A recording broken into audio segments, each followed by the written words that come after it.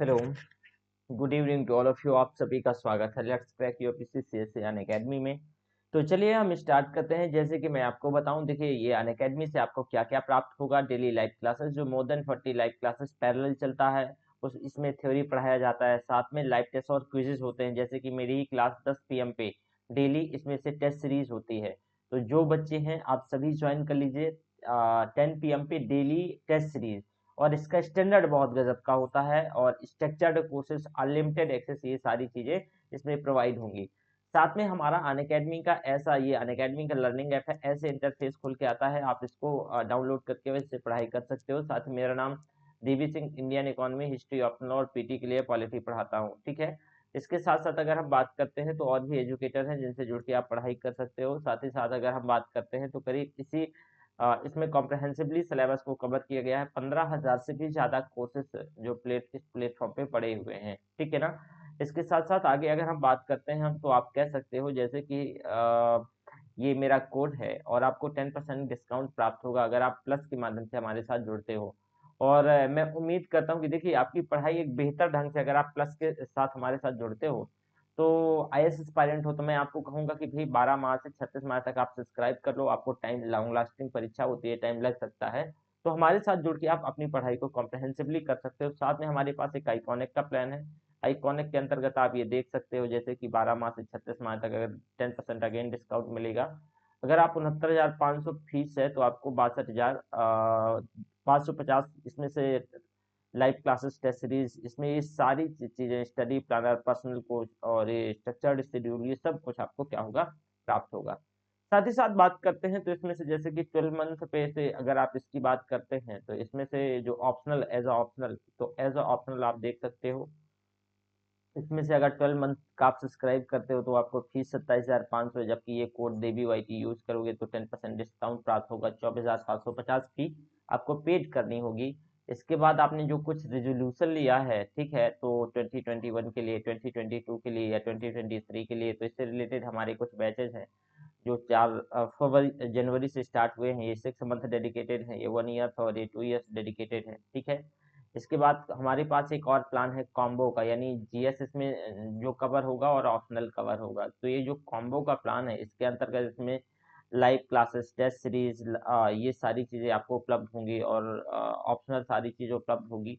इसके अंतर्गत अगर 12 माह को सब्सक्राइब करते हो तो आपको 88,705 रुपया फी है, जो कि आपको 70,103 पेड करनी होगी। और कब पेड करनी होगी? जब मेरा ये कोड देवी वाई टी, देवी वाई टी, देवी वाई टी, ये डी है, ठीक है, तो ये कोड यूज करोगे 10% का डिस्काउंट प्राप्त होगा। तो चलो, और मैं ऑलरेडी आपको बता ही दिया हूँ कि इसका जो प्राइस है वो हाइक होने वाला है, तो आप जल्द से जल्द जुड़ लो और अपनी पढ़ाई को बेहतर कर लो। देखो, कल के जो लेक्चर में हमने मुद्रा बाजार पढ़ा था, मनी मार्केट पढ़ा था, करीब 1.5 घंटे का, करीब 2 घंटे का लेक्चर था। उसमें डिटेल से चीजों को देखा था। यहाँ छोटा चैप्टर जरूर है लेकिन आपको सभी को मैं बोल रहा हूँ कि छोड़ा नहीं जा सकता, ठीक है। इंडियन इकोनॉमी के जितने भी चैप्टर हैं, 16-17 चैप्टर हैं और सभी से क्वेश्चन आते हैं, ठीक है। चलो, तो आज हमें ना डब्ल्यूटीओ पढ़ना है। मनी मार्केट के बाद आप कहेंगे सर कैपिटल मार्केट पढ़ा दो, तो मैं एक काम करता हूँ कि मैं मनी मार्केट के बाद मुझे कैपिटल मार्केट पढ़ानी चाहिए, लेकिन कैपिटल मार्केट हम, ये कुछ संगठन है तो इनके बारे में बात कर लेते हैं। जैसे मोस्ट फेवर्ड नेशन, ये क्या होता है, डब्ल्यूटीओ क्या होता है, गैट क्या है, इन सारी चीजों के बारे में बात करके हम आगे क्या करते हैं कि फिर जो कैपिटल मार्केट है पढ़ लेंगे। तो आज हमें डब्ल्यूटीओ के बारे में, किसके, डब्ल्यूटीओ के बारे में बात करनी है। वर्ल्ड ट्रेड ऑर्गेनाइजेशन, विश्व व्यापार संगठन कहते हैं इसको, विश्व व्यापार संगठन, विश्व व्यापार संगठन, संगठन, ठीक है। WTO, world trade, world trade organisation, world trade organisation, विश्व व्यापार संगठन। देखो, डब्ल्यूटीओ की जो स्थापना है ये 1995 में, 1995 में ये गेट के उत्तराधिकारी के रूप में करी गई। गेट, अभी गेट मैं बताऊंगा, पहले गेट ही समझाऊंगा, बाद में आपको इन सारी चीजों के बारे में। तो पहले मैं आपको गेट ही समझाने वाला हूं। तो इसकी जो स्थापना है ना, वो गेट के उत्तराधिकारी के रूप में करी गई। गेट के उत्तराधिकारी के मतलब रूप में कि पहले ये गेट था, बाद में ये डब्ल्यूटीओ आता है, ठीक है। तो ये जो गैट है, ये गैट, इसका जो फुल फॉर्म क्या होता है, general agreement on tariff and trade. General agreement, general agreement, agreement, agreement on tariff, on tariff, on tariff and trade, and trade, ये गैट। ठीक है, तो जो मैंने बोला डब्ल्यूटीओ की जो स्थापना है 1995 में, कब, 1995 में गैट के उत्तराधिकारी के रूप में करी गई। देखो ये जो गैट है, इसे आप देख पा रहे होंगे, ये गैट एक संगठन नहीं था। ये क्या है, ये कोई संगठन नहीं था, ये एक समझौता था, ये एक एग्रीमेंट था, इसे नाम से ही पता चलता है। तो ध्यान रखिएगा, इसके अंतर्गत क्या होता था, जिस पर हस्ताक्षर 1947 में हुए। गैट पे हस्ताक्षर कुछ देशों के जो एग्रीमेंट मतलब साथ आए देश, तो 1947 में 1947 में हस्ताक्षर होते हैं, और ये प्रभावी 1948 से क्या होता है, प्रभावी होता है। जो भारत है तो डब्ल्यूटीओ और ये गैट, यानी डब्ल्यूटीओ और गैट दोनों का क्या है, संस्थापक सदस्य रहा है, दोनों का संस्थापक सदस्य। संस्थापक सदस्य का मतलब क्या है कि हमने जब इसकी स्थापना हुई, उस स्थापना के दौरान ही हमने इसमें अपना पार्टिसिपेट और सदस्यता ग्रहण की, इस वजह से कहा जा सकता है कि भारत इन दोनों का संस्थापक सदस्य रहा है, डब्ल्यूटीओ का और गैट दोनों का। ठीक है ना। देखो गैट का जो मुख्य उद्देश्य क्या था, इसको पहले जान लेते हैं, तभी हमें समझ आएगा कि इसमें कुछ तो कमियां रही होंगी, तभी हम डब्ल्यूटीओ में ट्रांसफर लिए, डब्ल्यूटीओ में गए नहीं, फिर गैट ही सही था, तो गैट में कुछ कमियां रही होंगी। तो गैट का जो मुख्य उद्देश्य था, वो सदस्य देशों के बीच बिना किसी रिस्ट्रिक्शन से के, बिना किसी गतिरोध के वस्तुओं के व्यापार को क्या करना था, सुनिश्चित करना था। ध्यान रखिएगा, वस्तुओं के व्यापार को, यहाँ सेवाएं नहीं थी, यहाँ सेवाएं नहीं थी। आप देखोगे कि किसी भी गतिरोध को यहाँ कम करना था, जितने भी इसके सदस्य देश थे, और वस्तुओं का जो व्यापार था उसको क्या करना था, वस्तुओं के व्यापार को बढ़ाना था।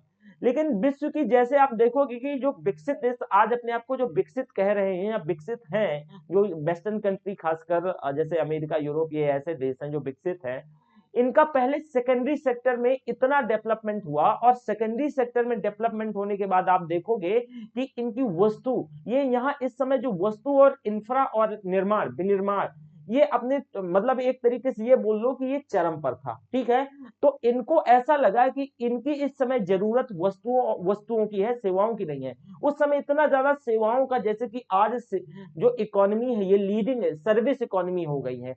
पहले ये सेकेंडरी सेक्टर था, तो ये सेकेंडरी सेक्टर में ज्यादा फोकस कर रहे थे। ठीक है, तो अब देखो सेकेंडरी सेक्टर में हुआ क्या कि ज्यादा फोकस कर रहे थे, एक निश्चित टाइम बाद इन्हें जरूरत पड़ी सर्विस की, क्योंकि सेकेंडरी सेक्टर डेवलप हो गया, जो विनिर्माण और ये सारी चीजें, इंडस्ट्री डेवलप हो गई, तो इन्हें टर्सरी सेक्टर, क्योंकि देखो सेकेंडरी सेक्टर को परिवहन कौन, सेकेंडरी सेक्टर को सर्विस कौन देगा, टर्सरी सेक्टर देगा। ठीक है, उसको और इनहांस टर्सरी सेक्टर के माध्यम से किया जाएगा। तो जो इसके सदस्य देश थे, यानी खासकर विकसित देश थे, वो विकसित देशों ने क्या किया कि अपने आप को टर्सरी सेक्टर की ओर मूव किया, अपने आप को टर्सरी सेक्टर की ओर मूव किया। तो अब उनको जो गैट है, ये गैट एक्चुअल में इरिलेवेंट लगने लगा, गैट उनको इरिलेवेंट लगने लगा। ठीक है, तो इसके चलते उनने यह उद्देश्य मतलब उनने रखा कि अब हमारे पास ऐसा संगठन हो या कुछ ऐसी व्यवस्था हो जो वस्तु और सेवाओं को क्या किया जा सके, जो वस्तु और सेवाओं के व्यापार को बढ़ावा दिया जा सके बिना किसी गतिरोध के। तो अब इसकी जब उम्मीद लगाई जाने लगी डब्ल्यूटीओ की, और ऐसी स्थिति, देखो इसका बैकग्राउंड ऐसे तो आया नहीं, तो इसका एक प्रॉपर बैकग्राउंड बना, इसका क्या बना, एक बैकग्राउंड। मैं वही बैकग्राउंड आपको समझाना चाह रहा हूं। नहीं, अगर देखो ये, अगर इसको इंफॉर्मेटिव वे पे कहता कि देखो गैट आया और फिर डब्ल्यूटीओ आ गया, तो इससे कोई मतलब नहीं होता। अगर हमें कोई चीजों को लंबे समय तक ध्यान रखनी है, तो उसके पीछे की कहानी, उसकी पृष्ठभूमि, उसका हिस्टोरिकल बैकग्राउंड हमें पता होना चाहिए। तो इसी वजह से मैंने बताया कि देखो जो ये गैट है, एक्चुअल में ये सर्विस इकोनॉमी पे फोकस नहीं था, ये सेकेंडरी सेक्टर पे फोकस था। और ये जो देश थे, विकसित देश थे, ये ऑब्वियस है इनका सेकेंडरी सेक्टर पूरी तरीके से ये क्या हो गया था, डेवलप हो गया था। ये विनिर्माण की प्रक्रिया हो गया, वस्तुओं के उत्पादन की प्रक्रिया इन देशों में महंगी होती गई। ठीक है, तो विकसित देशों की अर्थव्यवस्था सेवा क्षेत्र की ओर जैसे ही अग्रसर हुई, तो विनिर्माण की क्रिया का पलायन विकासशील देशों की ओर होने लगा। ठीक है। ऑब्वियस है कि अब जो विनिर्माण की जो सेकेंडरी सेक्टर है उस समय की जो थोड़ी सी इमर्जिंग इकोनॉमी थी उनकी तरफ होने लगा, विकासशील देशों की ओर होने लगा। तो गैट बिना किसी गतिरोध के मात्र वस्तु व्यापार को बढ़ावा देता था। ध्यान रखिएगा, गैट मात्र वस्तु व्यापार को बढ़ावा देता था और ये संगठन भी नहीं था, ये एक तरीके से एग्रीमेंट था। और ये समझौता विकसित देशों के लिए लाभदायक नहीं रहा। तो ऑब्वियस है जब ये समझौता विकसित देशों के लिए लाभदायक नहीं रहेगा तो अब विकसित देश क्या करने लगेंगे कि कहीं ना कहीं इसका रेसिस्ट करने लगेंगे, या फिर वो ऐसी सर्विस चाहेंगे या ऐसा संगठन बनाना चाहेंगे जहां उनका हित हो। क्या हो? जहां उनका हित हो। तो यह समझौता विकसित देशों के लिए जैसे ही थोड़ा सा ऐसा लगता है कि अब हमारे लिए लाभकारी नहीं है, तो गैट का जो 8वां सम्मेलन होता है, ध्यान रखिएगा, अब गैट की जो रिलीवेंसी है वो खत्म होने लगती है। तो गैट का 8वां सम्मेलन, इसी को अंतिम सम्मेलन भी होता है, ये जाके ये उरुग्वे में होता है। कहां पे? उरुग्वे में होता है। इस दौरान डब्ल्यूटीओ की स्थापना का एक फ्रेमवर्क बनाया गया, एक ढांचा बनाया गया, एक परिकल्पना करी गई। तो डब्ल्यूटीओ की जो संरचना के उद्देश्य से गैट के अंतिम जो डायरेक्टर जनरल हुआ करते थे, डंकल डंकल ही हुआ, हाँ, आर्थर डंकल हुआ करते थे। तो इनने एक स्थूल रेखा चित्र बनाया, इनने एक फ्रेमवर्क खींचा, इनने एक ब्लूप्रिंट बनाया, स्थूल रेखा चित्र बनाया, और इसी को डंकल प्रस्ताव कहा गया। इसी को क्या कहा गया? डंकल प्रस्ताव किया गया। तो इन्हीं के ब्लूप्रिंट के आधार पे मराकेश जो एग्रीमेंट होता है, मराकेश समझौता होता है, तो वहां इसकी जो डब्ल्यूटीओ की स्थापना कर दी जाती है। किसके रूप में? इसके सक्सेसर के रूप में, गैट के सक्सेसर के रूप में। तो अब देखो डब्ल्यूटीओ की स्थापना हो चुकी है मराकेश एग्रीमेंट के अंतर्गत। किसके अंतर्गत? मराकेश एग्रीमेंट के अंतर्गत। तो डब्ल्यूटीओ एक वैश्विक बहुराष्ट्रीय, ध्यान रखिएगा, यह एक वैश्विक बहुराष्ट्रीय ऑर्गेनाइजेशन है। लिख लो, जो डब्ल्यूटीओ है ये क्या है? एक बहुराष्ट्रीय संगठन है। बस बता रहा हूं, परेशान नहीं होइएगा, पहले लेक्चर फिर बाद में। बहुराष्ट्रीय संगठन है, मल्टीनेशनल ऑर्गेनाइजेशन है, बहुराष्ट्रीय संगठन है, जिसका जो उद्देश्य है, इसका मुख्य अगर उद्देश्य की बात करें तो विश्व व्यापार को बढ़ावा देना है। विश्व व्यापार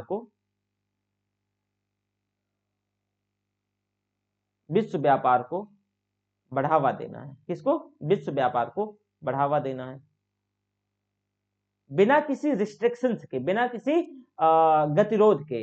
तो इसके लिए नियम प्रतिपादित किए जाएंगे, ऑब्वियस है।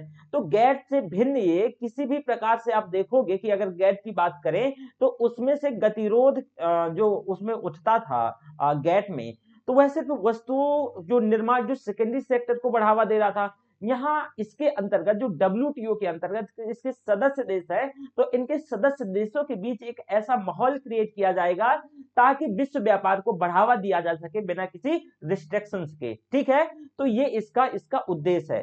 अब आप देखो कि अगर इसके अंतर्गत हम बात करें तो आप ये कह सकते हो कि व्यापार को बढ़ावा देने के साथ साथ ये क्या करेगा कि वस्तु और सेवा दोनों को बढ़ावा देगा। और डब्ल्यूटीओ का जो हेडक्वार्टर है वो जिनेवा में है, जो डब्ल्यूटीओ का हेडक्वार्टर है वो जिनेवा में है। वर्तमान में इसमें करीब 164 देश है, 164 सदस्य देश है, 164 इसके सदस्य देश हैं। अंतिम देश क्या है कि अफगानिस्तान, अंतिम जो इसका 164वां देश है अफगानिस्तान, और 163वां यानी जो लास्ट सेकंड है 163वां देश है जो इसका सदस्य बनता है वो लाइबेरिया है। क्या है? लाइबेरिया है। ठीक है, इसके करीब 23 देश, करीब 23 देश इसके क्या है कि पर्यवेक्षक भी हैं। ध्यान रखिएगा, ये पर्यवेक्षक कंट्री है, जैसे ईरान, इराक, ये पर्यवेक्षक कंट्री हैं। इसके साथ साथ आप देखोगे कि अफगानिस्तान को जो इसका अंतिम सदस्य होता है, अफगानिस्तान 164वां सदस्य बनता है, और इसमें से 36 देश ऐसे हैं जो लीस्ट डेवलपमेंट, देखो यहाँ एक्चुअल में जो ये डब्ल्यूटीओ है, आगे बताऊंगा, ये प्रॉपरली 3 गुट में बट गया है। डब्ल्यूटीओ प्रॉपरली 3 गुट पे बट गया है, एक तो विकसित देश, एक दूसरे विकासशील देश, और तीसरे लीस्ट डेवलपमेंट, यानी आप उसे कह सकते हो कि अल्प विकसित देश है ना, लीस्ट डेवलपमेंट कंट्री। तो इसमें से करीब 36 के आसपास लीस्ट डेवलपमेंट कंट्री है। कितने? लीस्ट डेवलपमेंट कंट्री है। इसके साथ साथ बात करें तो जो डब्ल्यूटीओ के डायरेक्टर जनरल, इस समय जो डायरेक्टर जनरल है रॉबर्टो अज़ेवेदो, तो ये जो ब्राजील के निवासी हैं, और डब्ल्यूटीओ के सम्मेलन में जिन्हें मिनिस्ट्रियल कॉन्फ्रेंस, जो डब्ल्यूटीओ के सम्मेलन होते हैं तो इसको मिनिस्ट्रियल कॉन्फ्रेंस कहा जाता है। ये सामान्यतः जितने भी डब्ल्यूटीओ के सम्मेलन है, करीब मतलब जनरली अगर कोई पेंडेमिक की स्थिति नहीं आ जाती है तो सामान्यतः ये 2 सालों में हेल्ड किए जाते हैं, एक बार 2 सालों में इसका आयोजन होता है। तो अब तक डब्ल्यूटीओ के करीब 12 सम्मेलन हो चुके हैं, जो कि अंतिम सम्मेलन दिल्ली में 2019 में हुआ था। अंतिम सम्मेलन इसका दिल्ली 2019 में हुआ था। तो अगर इसके सम्मेलन से, हालांकि आपको इतना डिटेल से नहीं पूछा जाएगा, लेकिन चलिए फिर भी मैं आपको लिखा देता हूं कि इसके जो सम्मेलनों का अगर हम बात करते हैं तो इसमें से कौन कौन है। ठीक है, पहले सम्मेलन जो पहला 1996 ये कहाँ होता है? सिंगापुर में। सिंगापुर में। दूसरा जो जिनेवा में 1998 में जिनेवा में। तीसरा जो होता है, तीसरा सम्मेलन ये सिएटल में।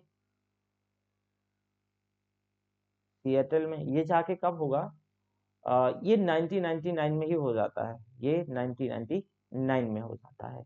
चौथा जो 2001 में दोहा में होगा, 2003 में ये फिर अगेन जिनेवा में होगा। नहीं, ये जिनेवा में नहीं होता। जो 2003 वाला होता है ये शायद जिनेवा में नहीं होता, इसे आप क्रॉस एग्जामिन कर लीजिएगा। 2005 वाला सुन लीजिए, हांगकांग में होता है। मुझे थोड़ा सा कंफ्यूजन है जो 2003 वाले सम्मेलन को, ये एक्चुअल में शायद मुझे कंफर्म कर लीजिएगा, आप एक बार चेक कर लीजिएगा। ये यहाँ से क्वेश्चन पूछा नहीं जाएगा, फिर भी आपको इन्फॉर्मेशन के लिए बता रहा हूँ। बस आपको अंतिम और यानी अंतिम के जो सेकंड नंबर वाला है, यानी लास्ट सेकंड तक याद रखना है। जैसे कि जो लास्ट सेकंड है तो ये ब्यूनस आयर्स में ब्राजील में हुआ था 2017 में 11वें नंबर का, और 12वें नंबर का दिल्ली में हुआ था। ठीक है, 2019 में कब? दिल्ली में हुआ था। तो इस वजह से आपको इतने बस ध्यान रखना है। पहला आपको ये ध्यान रखना है सिंगापुर में हुआ था, और जो लास्ट है 11वें नंबर का ये ब्यूनस आयर्स में हुआ था। ठीक है, और जो 12वें नंबर का है ये दिल्ली में हुआ था।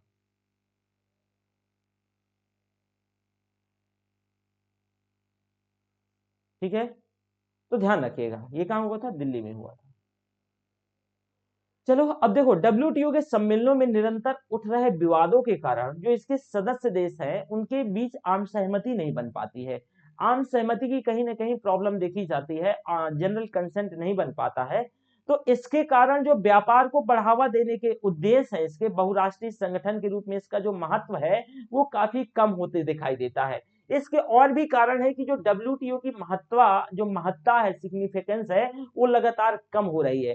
क्योंकि अंदर ही अंदर इस संगठन के अंदर एक तरीके से 3-4 ग्रुप इमर्ज हुए हैं। जैसे कि मैंने बताया, एक विकसित देशों का ग्रुप है, उनके अपने अलग हित हैं, वो अपने हितों की मांग इसके अंदर लगातार उठाते रहते हैं।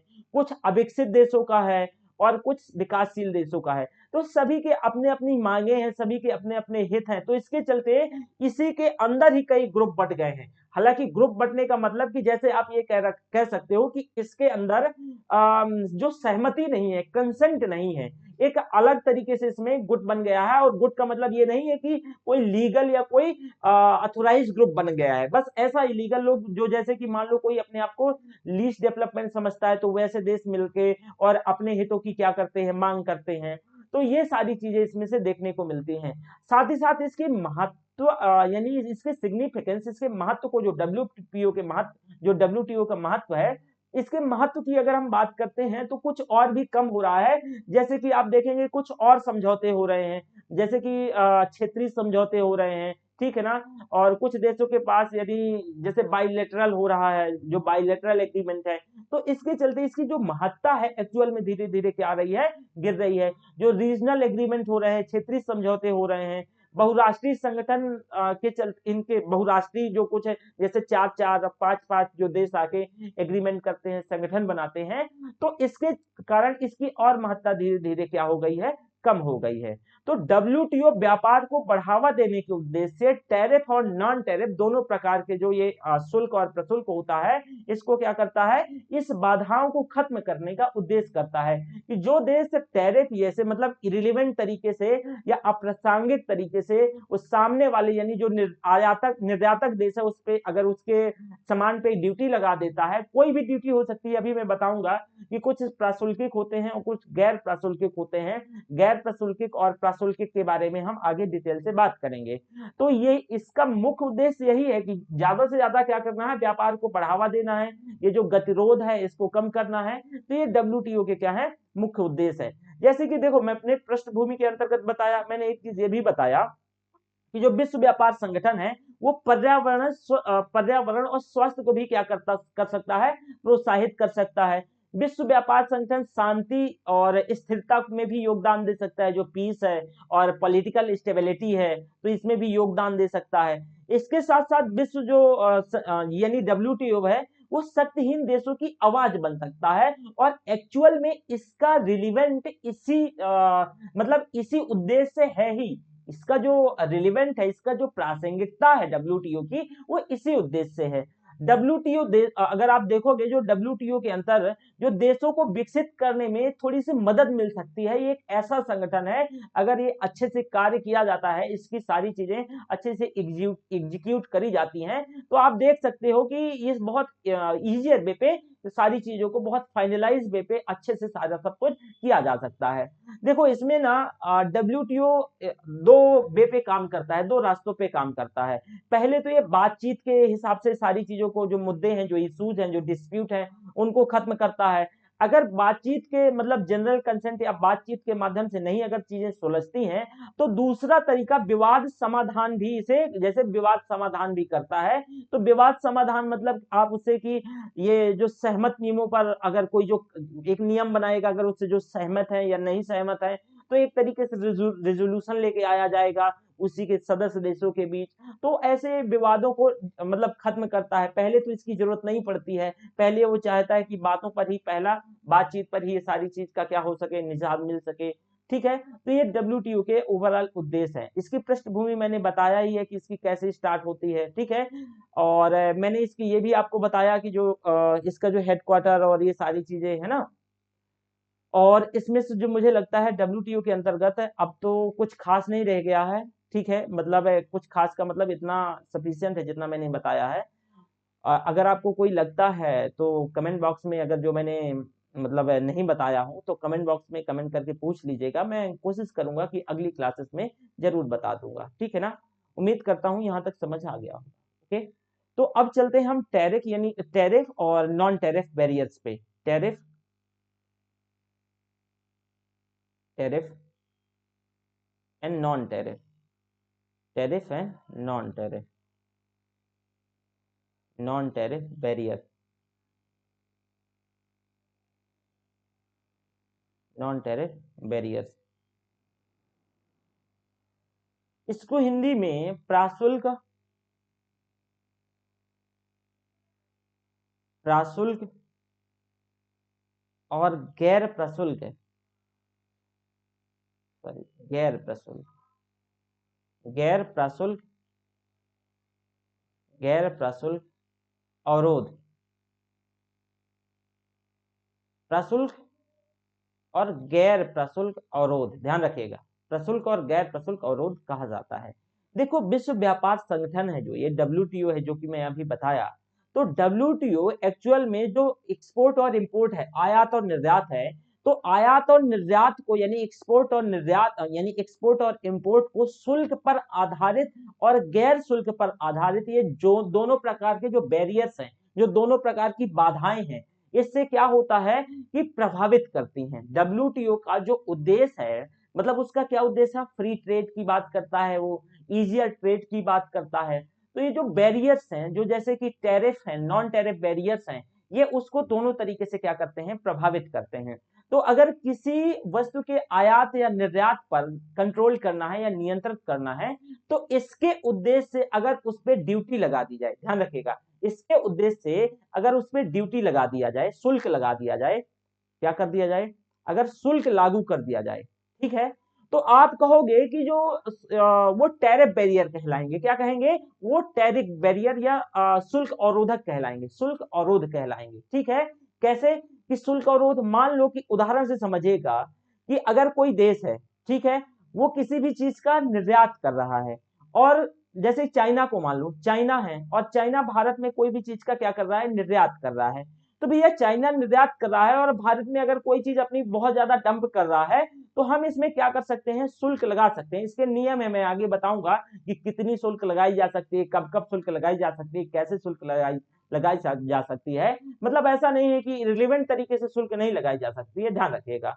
तो मौजूदा शुल्क का जो दर यदि अगर बढ़ा दिया जाता है, तो आप देखोगे कि जो व्यापार को प्रभावित करने वाले जो शुल्क से आधारित जो बाधाएं हैं, वो क्या हो जाती हैं कि वो क्रिएट हो जाती हैं और डब्ल्यूटीओ के उद्देश्य को समाप्त कर देती हैं, जो डब्ल्यूटीओ का एक्चुअल में उद्देश्य है।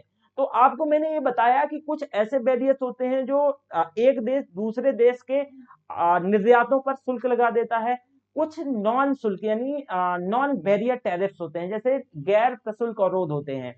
इनमें कुछ और दूसरी चीजों का इसमें से ये नहीं बढ़ाया जाता, इसमें से उनकी शुल्क ड्यूटी नहीं बढ़ाई जाती है, बल्कि इसमें से ये ऐसे होते हैं कि कोई जैसे कि मान लो कि कोटा गतिरोध लगा देंगे, ये सामाजिक गतिरोध लगा देंगे, पर्यावरणीय गतिरोध लगा देंगे, जैसे कि एनवायरमेंटल क्लॉज आपने सुना होगा, सोशल क्लॉज सुना होगा, कोटा रिस्ट्रिक्शन सुना होगा। तो ये ऐसे गतिरोध होते हैं जो प्रशुल्क अवरोध होते हैं, मतलब गैर प्रशुल्क अवरोध, ये नॉन टैरिफ होते हैं। इनमें ड्यूटी नहीं बढ़ाई जाती है, इनमें क्या है, ड्यूटी नहीं बढ़ाई जाती है। जैसे कि इनमें ड्यूटी नहीं बढ़ाई जाने का मतलब जरा यहां से सुनिएगा। मैंने कहा कि जो दो प्रकार के टैरिफ हैं, दो प्रकार के, एक ये टैरिफ हो गया, एक non tariff. Non tariff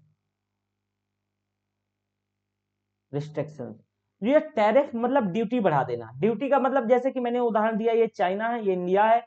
China Bharat के बाजारों में सारी चीज पंप कर रहा है, तो इंडिया चाहे तो उसमें क्या है कि जो ड्यूटी है, उस ड्यूटी को क्या कर दे, हाइक कर दे।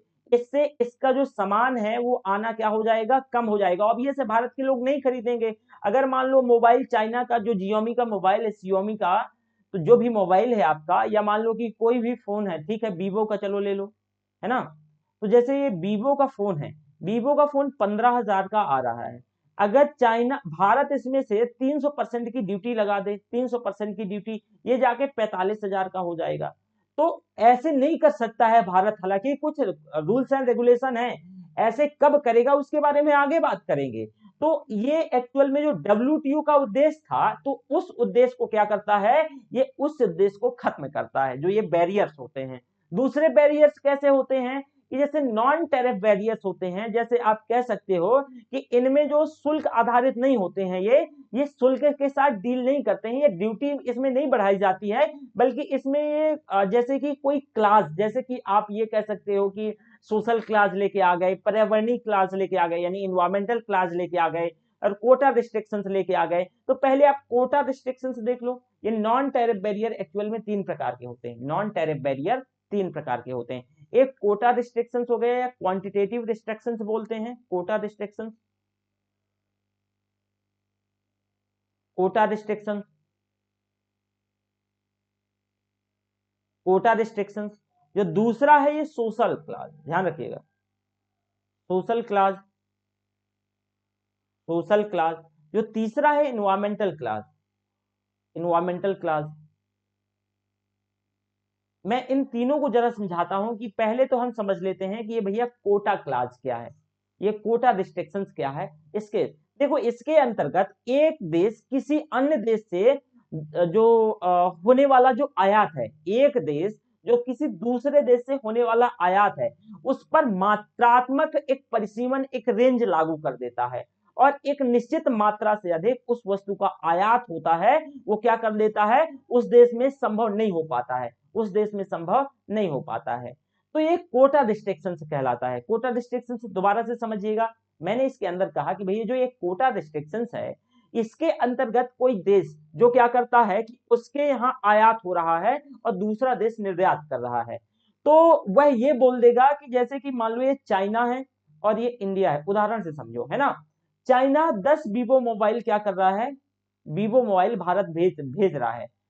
तो इंडिया कहेगा कि चलो आप 10 नहीं भेज सकते हो, आप कोटा की 3 से ज्यादा नहीं भेज सकते हो। ये मात्रात्मक कोटा है। ये क्या है? मात्रात्मक कोटा है। एक परिसीमन लागू कर दिया, इसके अंतर्गत इंडिया ने एक परिसीमन लागू कर दिया। ध्यान रखिएगा, इसमें ड्यूटी नहीं लागू करी गई है, ठीक है, रेट नहीं हाइक कर दिया गया है, बल्कि इसमें मात्रात्मक परिसीमन लागू कर दिया गया है कि भैया आप भारत के बाजारों में मोबाइल बांट रहे हो, बस उदाहरण मैंने 3 मोबाइल का उदाहरण दिया, तो आप 3 ही मोबाइल भेज सकते हो, आप 10 मोबाइल नहीं भेज सकते हो, ठीक है। तो ये क्या है? बैरियर्स है। ये क्यों खड़े किए जाते हैं?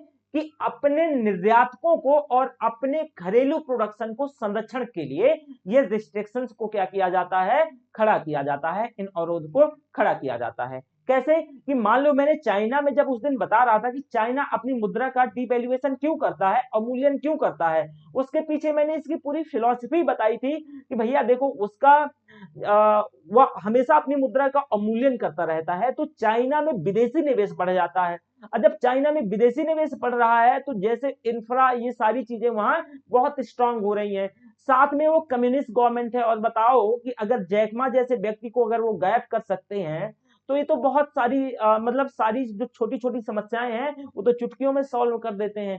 इस हालांकि ये तानाशाही है पूरी तरीके से, ये आप सबको पता है, ठीक है ना। चाइना में एब्सोल्यूट तानाशाही है, वो कम्युनिज्म का तो एक बहाना है, इससे ज्यादा देखो चाइना सबसे ज्यादा कैपिटलिस्ट है।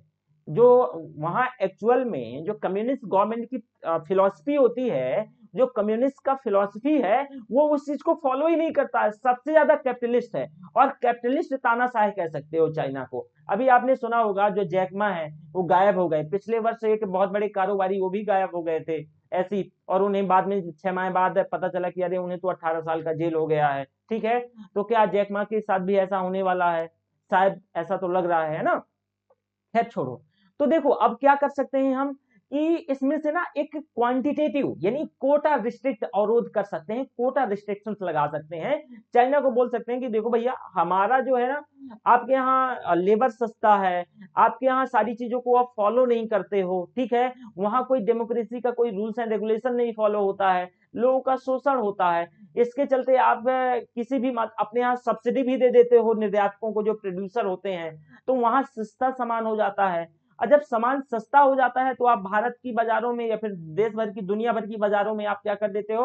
अपने सामान से पूरा डंप कर देते हो, अपना सामान डंप कर देते हो। तो हम इसमें ड्यूटी लगा देंगे, ड्यूटी नहीं सॉरी, हम इसमें से कोटा रिस्ट्रिक्शंस लगा देंगे कि हमारे बाजार में आपके फोन एक एक निश्चित लिमिटेशन तक ही आ सकेंगे। मतलब ये नहीं कि जितना मन चला तो पंप कर दो, तो ऐसा नहीं होगा। इसको कोटा रिस्ट्रिक्शंस कहते हैं। क्या कहते हैं? इसको कोटा रिस्ट्रिक्शंस कहते हैं। अब दूसरा, ये गैर प्रशुल्क के अंतर्गत है, ध्यान रखिएगा। मैंने बताया कि 2 रिस्ट्रिक्शंस होते हैं, एक टैरिफ बैरियर होता है, एक नॉन टैरिफ बैरियर होता है।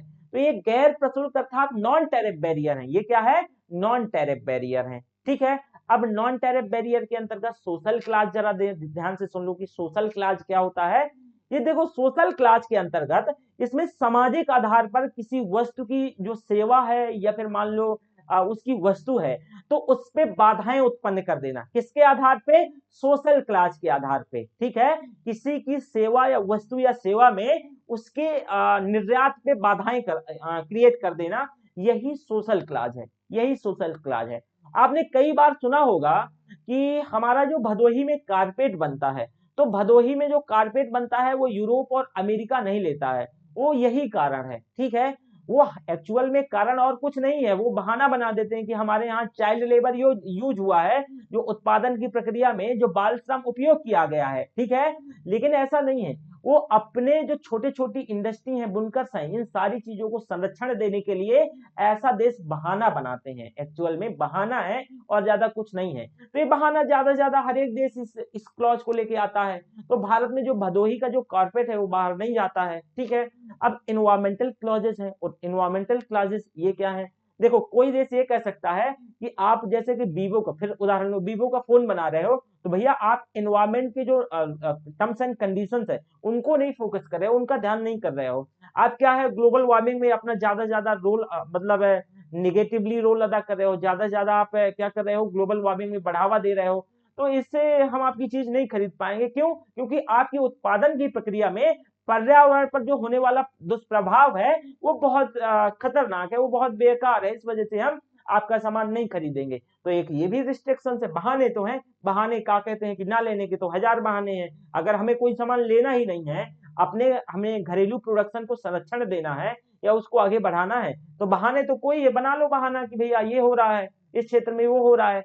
लो चाइना का कोई सामान है तो हम कह देंगे उइगर प्रांत में जो मुस्लिम है उनका आप ये जो आप मोबाइल बना के भेज रहे हो उनका शोषण हो रहा है, और उनसे जबरदस्ती लेबर करवाया जा रहा है, ठीक है, उनसे जो श्रम है वो जबरदस्ती। बस बहाने तो हैं, ठीक है, लेकिन हम ऐसा कर नहीं सकते हैं। क्यों? क्योंकि हमारे पास तो घरेलू इतना इंफ्रा नहीं है ना बड़ा। हम देखो कब कर पाएंगे, जैसे अमेरिका की बात करें वो कर सकता है, यूरोप की बात करें वो कर सकता है, लेकिन वो भी एक निश्चित हद तक कर सकता है। लेकिन हमारी तो औकात ही नहीं है, हम कर ही नहीं सकते हैं। और हमारी कोई भी सरकार हो, चाहे आज एनडीए की हो चाहे कल यूपीए की हो, देखिए हमारी सरकारों ने एक्चुअल में, ये सरकारों को ही मैं दोष दूंगा, क्योंकि चाइना हमारे साथ आजाद होता है। चाइना की आजादी हमसे 1-2 साल बाद ही होती है, 50-51 में आजाद होने के बाद। और आज वो हकीकत में हम तो सिर्फ अपने नाम के लिए, अपने अपने आप को दिली ख्वाहिश और अपनी खुशी के लिए बोल देते हैं कि हम सुपर पावर बनने जा रहे हैं, विश्व की शक्ति बनने जा रहे हैं। ऐसा सिर्फ सपना है जो कि हम दिन दिन में देखते हैं, और बस इससे ज्यादा कुछ नहीं है। सिर्फ ये सपना है जो हम दिन में खुली आंखों से देखते हैं, और उससे शाम में जो चावल है, चावल भात खा के सो जाते हैं, ठीक है। वो हमारे टॉप जो नेता हैं या सारे सब कुछ हैं, बस ये लोगों के वोट बैंक के लिए यूज किया जाता है। हम ये हो गए, हमने योगा कर लिया तो हम विश्व शक्ति बन गए। अरे भैया, योगा के लिए ना चटाई जो कारपेट है वो चाइना से आती है। आप योगा के लिए बोलो कि हमने दुनिया को योगा दिया, हमने दुनिया को योगा दिया, और जिसमें आप दुनिया को योगा करवा रहे हो वो कारपेट कहाँ से है? चाइना से आती है। तो हमारी ये स्थिति है। एक्चुअल में देखो, अगर हमें अपनी देश की सूरत बदलना है तो हर एक व्यक्ति को जागरूक होना जरूरी है। हमारे यहाँ सबसे बड़ी समस्या किस चीज की है? हमारे यहाँ सबसे बड़ी समस्या पता है किस चीज की है? कि लोग ना इस राजनीति को एक गंदा गेम समझने लगे हैं। लोग राजनीति पे नहीं आना चाहते हैं, ठीक है, अच्छे लोग नहीं आना चाहते हैं, गंदा गेम समझने लगे हैं। गांधी जी कहते हैं कि बिना राजनीति के आप हवा में, शुद्ध हवा में सांस नहीं ले सकते हो। मतलब जीवन जीना ही बेकार है अगर राजनीति आपके जीवन में नहीं है। राजनीति का मतलब उनका ये नहीं है, उनकी राजनीति का मतलब ये है आपका पार्टिसिपेशन से है, आपके भागीदारी से है। और कितनी किसकी भागीदारी है आज देख लीजिए, किसकी कितनी भागीदारी है। तो कहीं ना कहीं ट्रांसपेरेंसी है वो भारत में भी खत्म हो रही है। जो आज चाइना लगातार आप देख रहे हो, वहां तो कोई ट्रांसपेरेंसी है ही नहीं है। भारत में भी ट्रांसपेरेंसी खत्म हो रही है, जो पारदर्शिता है। और ये कहीं ना कहीं लोकतंत्र के लिए बड़ा खतरनाक है, लोकतंत्र के लिए बड़ा खतरनाक है। तो ये सारी चीजें उभर कर आती हैं।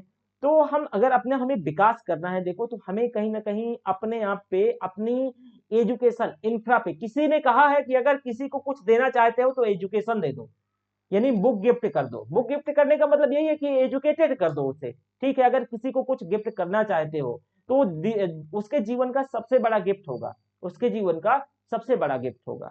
और मैं आप लोगों से ये भी उम्मीद चाहता हूं कि देखो, आप आईएएस एस्पायरेंट है, उससे ज्यादा जरूरी है कि आप एक अच्छे व्यक्ति बनिए। आईएएस तो बनना ही है, आपको बनिए, मेहनत करिए, हो जाएगा। उससे भी ज्यादा जरूरी है कि एक अच्छा व्यक्तित्व बनिए, एक अच्छी पर्सनैलिटी बनिए। पर्सनैलिटी का मतलब यहाँ मेरे फिजिकल पर्सनैलिटी से नहीं है, डोले सोले से नहीं है। मेरे यहाँ पर्सनैलिटी का मतलब ये है कि आपका व्यक्तित्व बहुत अच्छा होना चाहिए। अपने से छोटों का, अपने से जो आपको लगता है कि निर्बल हैं, दुर्बल हैं, उनका आप हेल्प करिए। उन्हें समाज की धारा में आप जितना अपना समाज की मुख्य धारा में लेके आइए, जितना आप सहयोग दे सकते हैं सहयोग करिए। अगर हमें देश को खड़ा करना है या सारी समस्याओं को हटाना है तो सभी के सहयोग से ही ये संभव है। ये राजनेता या राजनीति अकेले कुछ नहीं कर सकती है। सिर्फ हमारे यहाँ हर एक चीज में राजनीति ही होती है। सरकार अपने हाथ खड़े कर चुकी है, चाहे वो यूपीए हो, चाहे ये एनडीए हो, इनसे कुछ होने वाला नहीं है। एनडीए का मेन मुद्दा देख रहे हो क्या है? बस राष्ट्रवाद, इसका मेन मुद्दा है। भैया, राष्ट्रवाद तब तक सक्सेस और तब तक स्ट्रांग नहीं हो सकता है जब तक हमारी या किसी भी व्यक्ति की बेसिक नीड पूरी नहीं होगी। अरे किसी को अगर बेसिक नीड, अगर कोई फीवर आके और मर जा रहा है घर में, मतलब उसकी डेथ हो जा रही है, मतलब कि उसको बेसिक हेल्थ ही नहीं मिल रहा है, और आप राष्ट्रवाद को ढो रहे हैं, ठीक है। जैसे कि मैं अपने ऐप की क्लासेस में बताया था, बच्चे मुझसे पूछने लगे कि मैं ऐसी क्रिकेट की बात करने लगा तो मैंने बोला कि मेरे एक फेवरेट प्लेयर हैं, पाकिस्तानी एक फेवरेट प्लेयर हुआ करते थे अभी भी, इंजमामुल हक, आपने नाम सुना होगा।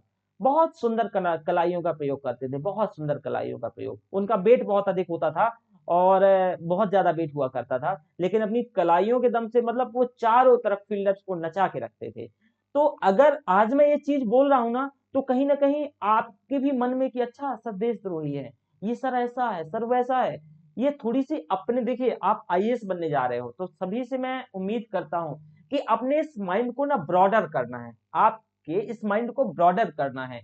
मुझे लगता है कि जैसे कि अमूल्या का केस, किसी के जिंदाबाद कहने से किसी को जेल में आप नहीं पुट कर सकते हो। जिंदाबाद का मतलब क्या होता है मुझे जरा आप बता दो, जिंदाबाद का मतलब क्या होता है? ठीक है, अरे किसी की अगर मान लो कि पाकिस्तान की नींव टू नेशन थ्योरी पे रखी गई है, अगर उसने मान लो उसकी नींव ही ऐसी है, तो हम अपने भाई को, अच्छा चलो ठीक है, मान लो कि हमारा भाई किसी भी तरीके से बुरा है, तो क्या हम उसको कैसे उसके साथ बिहेव करेंगे?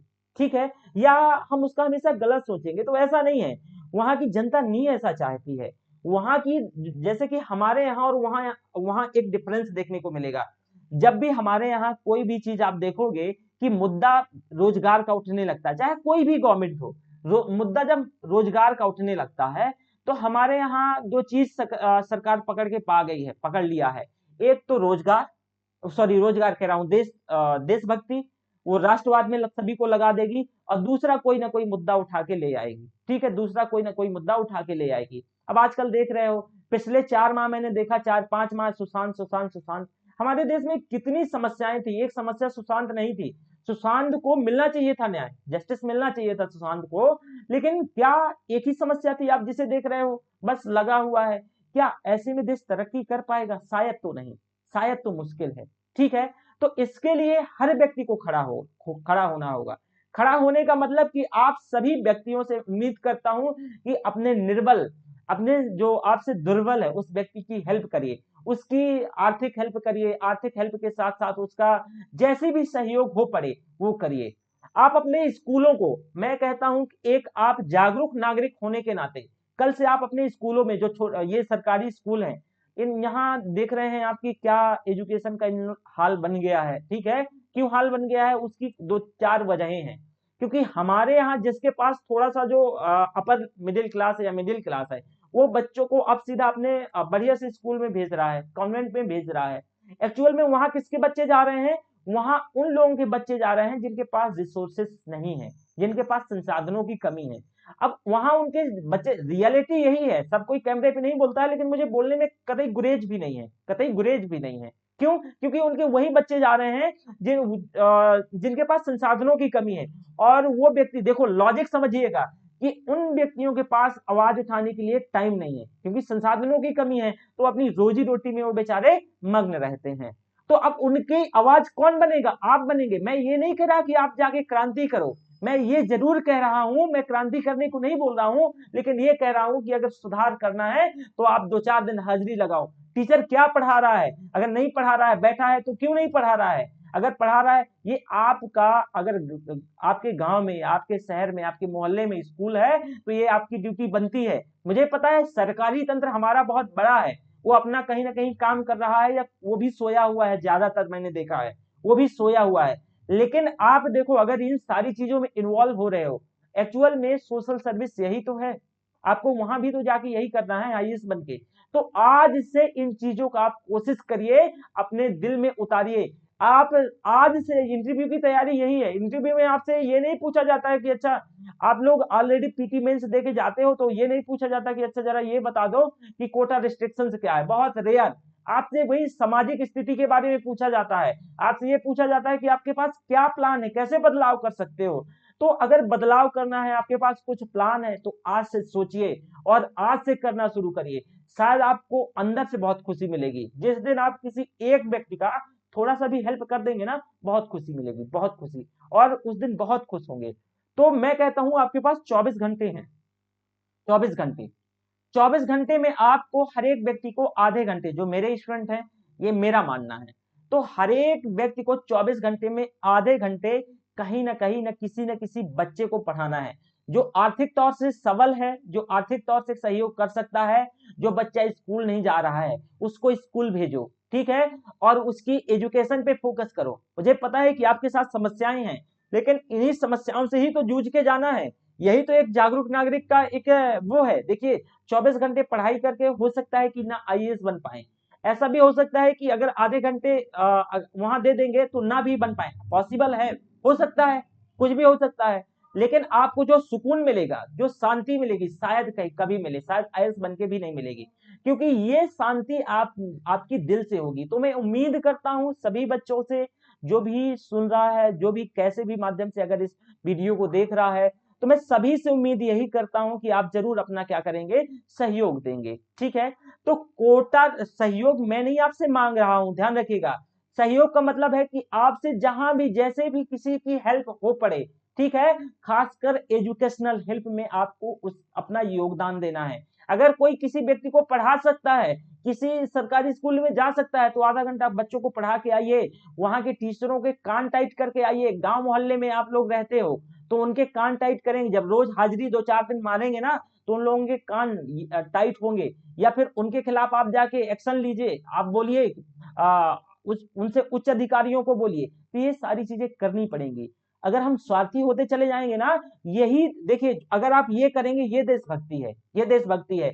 ये देशभक्ति नहीं है कि हम कहें कोई व्यक्ति अगर जैसे कि जनगण मन में अगर देखो नहीं खड़ा हो रहा है और आप उसे जबरदस्ती खड़ा कर रहे हो, ये देशभक्ति नहीं है। किसी को मैं ये नहीं कह रहा कि हमें सम्मान नहीं करना चाहिए, लेकिन मैं ये कह रहा हूं कि जबरदस्ती आप किसी को वंदे मातरम गाने के लिए आप फोर्स नहीं कर सकते हो। ये देशभक्ति का आपका कोई परचम नहीं है, और आजकल की यही देशभक्ति चल रही है। तो सोशल मीडिया में फेसबुक यूनिवर्सिटी से, व्हाट्सएप यूनिवर्सिटी से बच के रहिए। ये यूनिवर्सिटी हमारे एजुकेशन सिस्टम को खराब कर रही है। फेसबुक और व्हाट्सएप यूनिवर्सिटी हमारे ग्रेजुएट्स को खराब कर रही है, हमारे पूरे एजुकेशन सिस्टम को बर्बाद कर रही है, हमारे विचार बदल रही है, हमारे विचार बदल रही है, हमारी सोसाइटी में ये ब्रेक कर रही, सोसाइटी को हॉस्टिलिटी बढ़ा रही है, हॉस्टिलिटी बढ़ा रही है, ठीक है। खासकर फेसबुक और व्हाट्सएप, ये दोनों यूनिवर्सिटी नो डाउट एक दूसरे से ये कम्युनिकेशन का माध्यम है, लेकिन जो इंडिया में इसका मिसयूज हो रहा है, और जो अथॉरिटीज है, अथॉरिटीज में देखिए बहुत सारे कि अगर कोई अगर ऐसा लगता है कि सत्ता विपक्ष का कोई आदमी है और कोई ऐसा कुछ ट्वीट कर देता है तो उसको ट्वीट को डिलीट कर दिया जाता है, या कोई सत्ता पक्ष का आदमी है और वो कितनी भी बेकार की बातें कर जाए उसको ऊपर एकदम पॉपअप होता रहता है। तो ये आपको करना पड़ेगा, आप इन सारी चीजों से दूर रहिए। जब जब दूर खुद ही जब दूर रहना शुरू कर देंगे ना, तो देखिए पढ़िए, ठीक है, अच्छे से पढ़िए, लेकिन आप अपने विचार दूसरों के अकॉर्डिंग और फेसबुक और व्हाट्सएप यूनिवर्सिटी के अकॉर्डिंग मत बदलिए। फेसबुक व्हाट्सएप यूनिवर्सिटी में इतनी मिसकंसेप्शन है, मिसकम्युनिकेशन कह सकते हो, और मिस इन्फॉर्मेशन है कि शायद मैंने आज तक इतना नहीं देखा है। खैर चलो, ये काफी देर का हो गया, आगे हम बात करते हैं। अच्छा 2 बजे हमारी क्लास भी है ना, तो मोस्ट फेवर्ड नेशन का थोड़ा सा हम दर्जा देख लेते हैं। एमएफ है ना, MFN, most favoured nation. Pakistan से हमने तो ये नहीं लिया है, ले लिया है ना मोस्ट फेवर्ड नेशन, वो इसी लायक है, मोस्ट फेवर्ड नेशन। चलो देखो, ये WTO के नियमों के अंतर्गत यह एक प्रकार का स्टेटस है, ये एक प्रकार का दर्जा है। ये क्या है? एक प्रकार का दर्जा है। WTO के सदस्य देश अपने अन्य देशों को ये क्या करते हैं? प्रदान करते हैं। अपने अन्य देशों को ये क्या करते हैं? प्रदान करते हैं। इसके अंतर्गत यह दर्जा यह सुनिश्चित करता है कि वस्तु और सेवाओं के व्यापार में एक सदस्य देश है वो किसी अन्य देश के साथ क्या कर सके, बिना किसी भेदभाव के अपनी वस्तु और सेवाओं के व्यापार को बढ़ावा दे सके, बिना किसी भेदभाव के बढ़ावा दे सके। साथ में इसमें से जो द्विपक्षीय बाइलेटरल और रीजनल ये सारे जो एग्रीमेंट हैं, ये समझौते हैं, वो मोस्ट फेवर्ड नेशन से इसको अलग रखा जाता है। किसे? मोस्ट फेवर्ड नेशन से इसको अलग रखा जाता है। तो ये मोस्ट फेवर्ड नेशन का हमने तो पाकिस्तान को बहुत पहले इसका दर्जा दे दिया था। पाकिस्तान की कैबिनेट में भी हमारे लिए, यानी भारत को मोस्ट फेवर्ड नेशन के लिए ये एक्चुअल में कैबिनेट में पास हो गया था, लेकिन उसने कभी इस चीज को आगे नहीं प्रोसीड नहीं किया, और 2012 में वहां भी पास हुआ था। फिर हमने जब ये उरी अटैक हुआ था, उरी ही अटैक हुआ था ना, तो उरी अटैक के दौरान हमने मोस्ट फेवर्ड नेशन का पाकिस्तान से दर्जा वापस ले लिया था। एक्चुअल में इसका मोस्ट फेवर्ड नेशन का फंडा, इसका मीन यही है कि हम WTO के अंदर जो सदस्य देश हैं, हम एक प्रकार का ये स्टेटस है, ये दर्जा है, हम उस देश को एक रियायत देते हैं। क्या करते हैं? रियायत देते हैं, और किसी दूसरे देश के साथ हम मतलब भेदभाव नहीं कर सकते हैं। ठीक है, तो ये मोस्ट फेवर्ड नेशन है। ये क्या है? इसको मोस्ट फेवर्ड नेशन कहा जाता है, MFF कहा जाता है। इसके बारे में कल डिटेल से बात करेंगे। कल हमें एंटी डंपिंग ड्यूटी भी पढ़ना है, और एंटी डंपिंग ड्यूटी के साथ साथ और 2-4 चीजों को भी हम देख लेंगे। काउंटर वेलिंग ड्यूटी देखेंगे। तो आज हम यहीं तक रखते हैं, अगली क्योंकि मेरी क्लास जाके 2 बजे है, तो बहुत कम टाइम रह गया है। तो ध्यान रखिएगा, बाय बाय, मिलते हैं फिर।